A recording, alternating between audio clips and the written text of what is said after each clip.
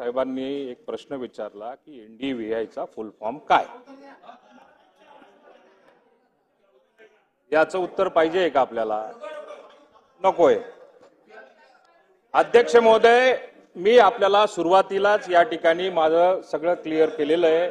या बाबतीमध्ये जानेवारी 2024 ते मे 2024 या कालावधीमध्ये 17 जिल्ह्यांचं 495 कोटी रुपयाचा प्रस्ताव आमच्याकडे आलेला होता.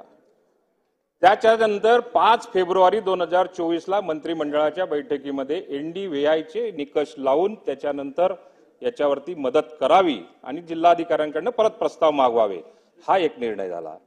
त्याच्यानंतर 9 जिल्हे ज्यावेळी आमच्या लक्षात आलं की बाकीचे जिल्हे सुद्धा राहिलेले आहेत, त्या परत ऍडिशनल 9 जिल्हे म्हणजे 17 + 9 अशा एकूण जिल्ह्यांचा प्रस्ताव हा शासन स्तरावर आला आणि त्याच्यानंतर तो कृषी विभागाच्या परभणी कृषी विद्यापीठाकडून एनडीव्हीआयचे निकष तपासून तो आता जिल्हा अधिकाऱ्यांकडे पोहोचलेला आहे.